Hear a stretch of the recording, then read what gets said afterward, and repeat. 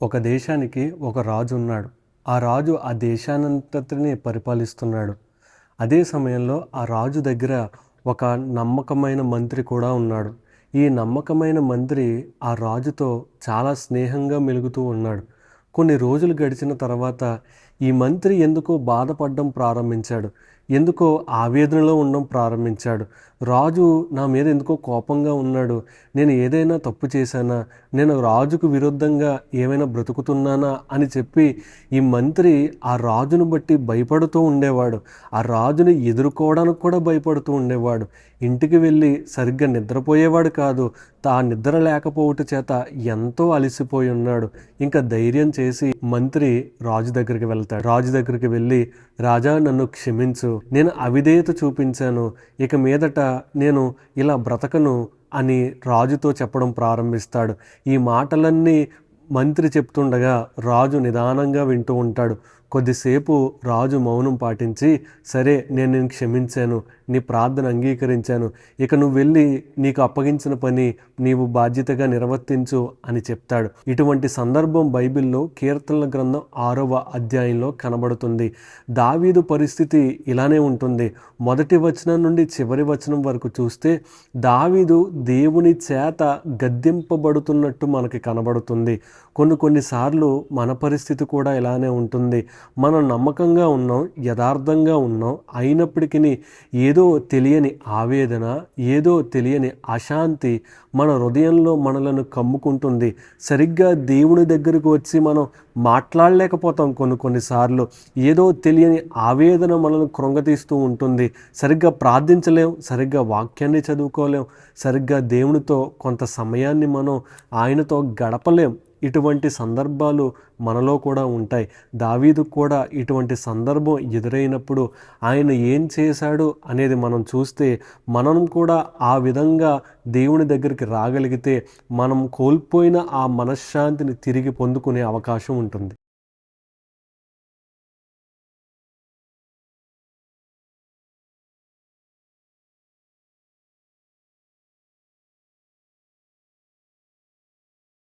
ఈ కీర్తనల గ్రంథం 6వ అధ్యాయం మనం చూసినప్పుడు ఈ మొదటి 3 వచనాల్లో దావీదు ప్రార్థించడం చూస్తాం మనం.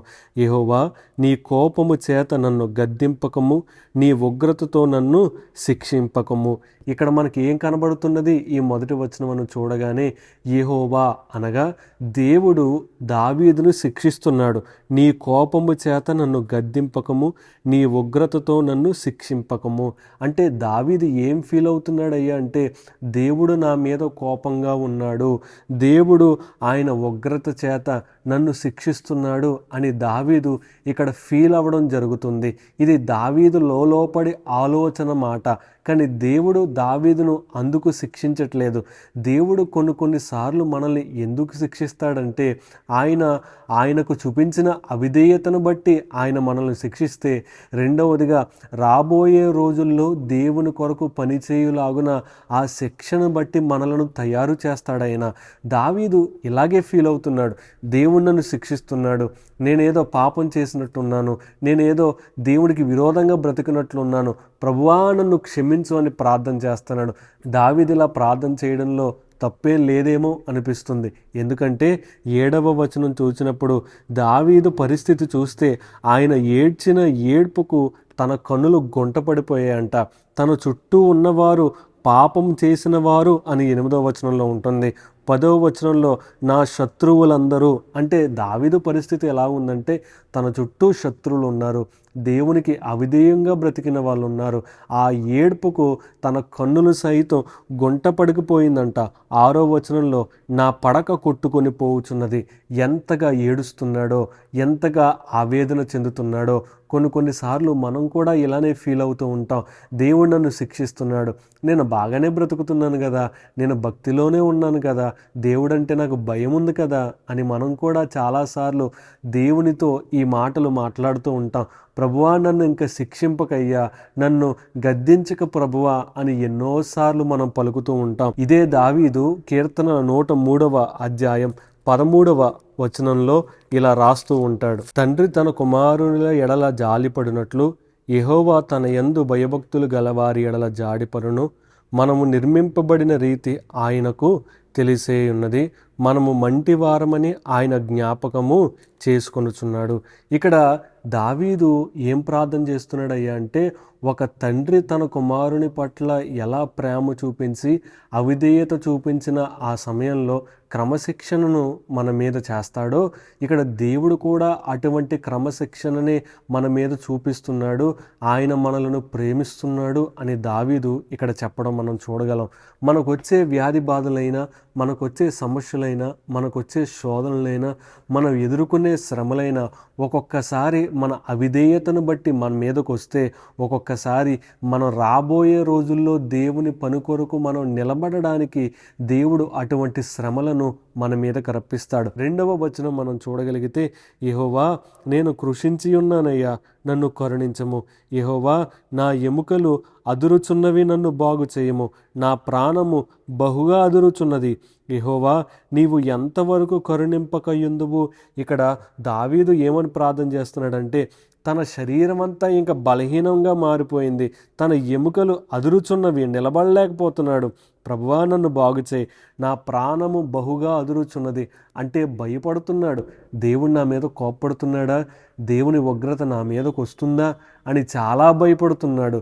మనం కూడా భయపడుతున్నాం. కానీ ఒక విషయం గుర్తుపెట్టుకోండి, ఇక్కడ దావీదు ఏమని అడిగాడంటే, యెహోవా నీవు ఎంతవరకు కరుణింపకయుందువు, ఇంకెన్నాళ్ళు ప్రభువా నా మీద ఈ కోపం అని దావీదు అడుగుతున్నాడు.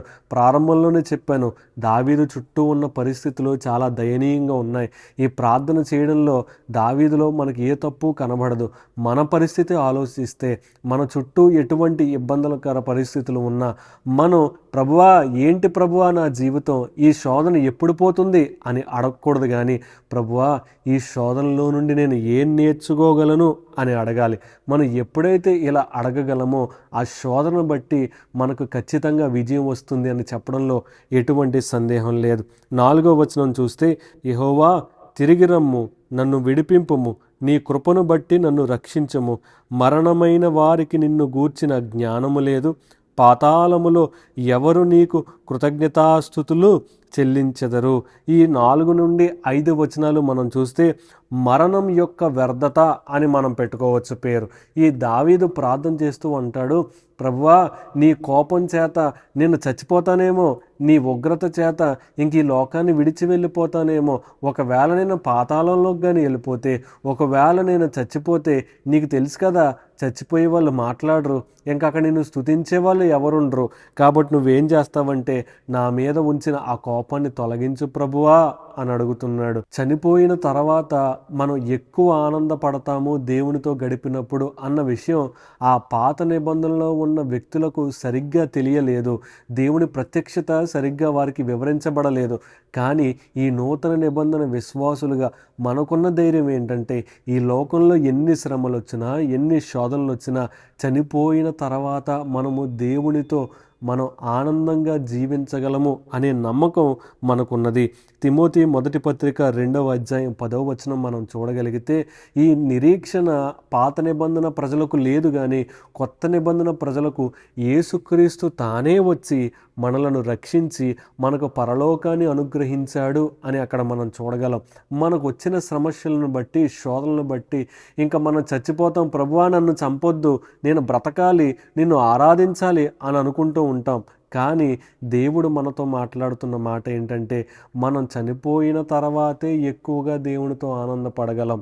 కాబట్టి నేను ఏం చెప్పాలనుకుంటున్నానంటే, మనకొచ్చే శోధన కానివ్వండి, మనకొచ్చే వ్యాధి బాధలు కానివ్వండి, కొన్నిసార్లు దేవుడు మనల్ని పరీక్షిస్తున్నాడు అని గుర్తుపెట్టుకోవడం మంచిది. మనం 6వ వచనం నుండి చూడగలిగితే, నేను మూలుగుచూ అలిసి ఉన్నాను, ప్రతి రాత్రియు కన్నీరు విడుచుచు నా పరుపు తేలి చేయుచున్నాను. నా కన్నీళ్ళ చేత నా పడక కొట్టుకొని పోవుచున్నది, విచారము చేత నా కన్నులు గుంటలు పడుచున్నవి, నాకు బాధ కలిగించు వారి చేత అవి చివికి ఉన్నవి. ఈ 5 నుండి 7 వచనాలు మనం చూడగలిగితే దావీదు యొక్క నిరాశ, ఒత్తిడి మనం చూడగలం. దావీదు ఎంత ఒత్తిడిలో ఉన్నాడంటే సరిగ్గా నిద్రపోలేకపోతున్నాడు. మనకి ఈ లోకంలో స్వస్థత పొందుకోవాలన్నా, మనం ఆరోగ్యంగా ఉండాలన్నా నిద్ర చాలా ప్రాముఖ్యం అని సైంటిస్టులు చెప్తూ ఉంటారు, డాక్టర్లు చెప్తూ ఉంటారు. ఇక్కడ దావీదు పరిస్థితి ఎలా ఉందంటే సరిగ్గా నిద్రపోలేకపోతున్నాడు, మూలుగుచున్నాడు నిద్రలో. కొన్నిసార్లు మనం కూడా ఇలా మూలుగుచూ ఉంటాం, నిద్రలో ఏడుపులో మనం మూలుగుచూ ఉంటాం. అలా దావీదు పరిస్థితి మూలుగుతూ ఉన్నాడు. ప్రతి రాత్రి కన్నీరు విడుచుచు నా పరుపు తేలుచున్నది. ఇంకా దావీదు పరిస్థితి చూస్తే ఇంక ఏడుస్తూనే ఉన్నాడు రాత్రంతా. ఆ ఏడుపుకు అవసరమైతే తన పరుపు తేలిపోయేంత ఏడుస్తున్నాడంట. తన ఏడుపును బట్టి, తన బాధను బట్టి తన కన్నులు గుంట పడ్డవంట. ఎందుకయ్యా అంటే దేవుడు నన్ను శిక్షిస్తున్నాడు, నేనేం చేశాను, ఏ పాపం చేశాను, నేను దేవునికి ఎక్కడ విధేయత చూపించాను, ఇంకా ఎందాక ప్రభువా నా మీద కరుణింపక ఎందువు అని ప్రార్థన చేస్తున్నాడు. ప్రారంభంలో చెప్పినట్లుగా ప్రభువా ఇంకెన్నాళ్ళు నన్ను శిక్షిస్తావు అని కాదు, కానీ ప్రభువా ఈ శిక్షలో నుండి నేను ఏం నేర్చుకోవాలి అని మనం గుర్తుపెట్టుకోవాలి. ఒక బాధ మనలను దేవుని నుండి దూరమైన చేస్తుంది, దేవునికి దగ్గరైన చేస్తుంది. మనం తీసుకునే నిర్ణయం బట్టి మన జీవితం ఆధారపడుతుంది. 8 నుండి 10 వచనాలు మనం చూస్తే విడుదల యొక్క ఆనందం కనబడుతుంది. దావీదు చేసిన ప్రార్థనకు దేవుని జవాబు మనం చూడగలం. యెహోవా నా రోదన ధ్వని విని ఉన్నాడు, పాపము చేయువారులారా మీరందరూ నా యొద్ద నుండి తొలగిపోండి. యెహోవా నా విన్నపమును ఆలకించి ఉన్నాడు, యెహోవా నా ప్రార్థన అంగీకరించును. నా శత్రువులందరూ సిగ్గుపడి బహుగా అదురుచున్నారు, వారు ఆకస్మికముగా సిగ్గుపడి వెనకకు మల్లుదురు. ప్రారంభ వచనంలో దావీదు చూస్తే ప్రభువా నీ కోపము చేత నన్ను గద్దింపకము, నీ ఉగ్రతతో నన్ను శిక్షింపకు అని ప్రార్థన చేసిన దావీదు ఈ 8, 9, 10 వచనాలు చూస్తే యెహోవా నా ప్రార్థన ఆలకించాడు, ఆయన నన్ను శాంతింపజేయబోతున్నాడు అనే నిరీక్షణలోనికి రాగలిగాడు. మనం అర్థం చేసుకోవాల్సిన విషయం ఏంటంటే దేవుడు కొన్నిసార్లు మనం పరీక్షిస్తాడు, మనలను వ్యాధి బాధల గుండా నడిపిస్తాడు, శోధన సమయాల గుండా ఆయన నడిపిస్తాడు.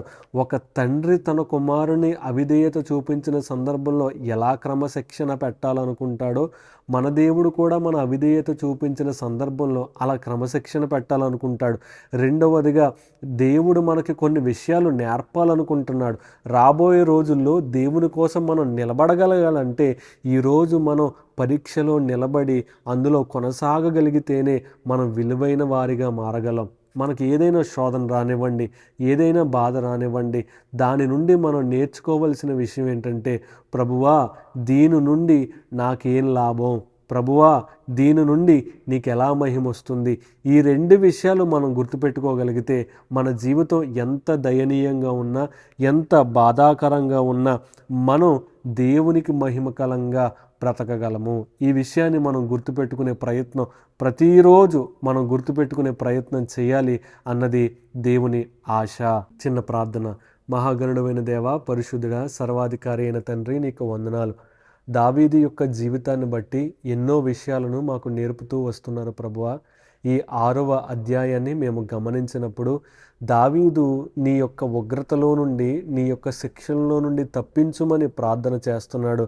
కానీ దావీదును మీరు ఏం చేస్తున్నారంటే క్రమశిక్షణలోకి నడిపిస్తున్నారు. రాబోయే ఆ రాజుల కాలంలోనికి దావీదును సిద్ధపరుస్తున్నాడు అని దావీదు దాన్ని గుర్తించలేదు. ఈరోజు ఈ వాక్యాన్ని బట్టి మేము ఈ విషయాన్ని నేర్చుకున్నాం ప్రభువా. మాకు శోధన వస్తున్నా, సమస్య వస్తున్నా అది మేమేదో పాపం చేసాం, దేవుడు మమ్మల్ని విడిచిపెట్టేశాడు, ఇంకా దేవుడు మమ్మల్ని చూడట్లేదు అనుకుంటూ ఉన్నాం. కానీ ఈరోజు మాకు అర్థమైన విషయం ఏంటంటే మేము రాబోయే తరానికి నీకు మహిమకరంగా బ్రతకాలంటే నేడు ఈ పరీక్షలో పాల్గొనాలి అని మాకు అర్థమైంది. మేము నీ కొరకు నిలబడే ధైర్యాన్ని మాకు అనుగ్రహించమని యేసు నామమున అడుగుచున్నాం మా పరమ తండ్రి. ఆమేన్. Praise the lord.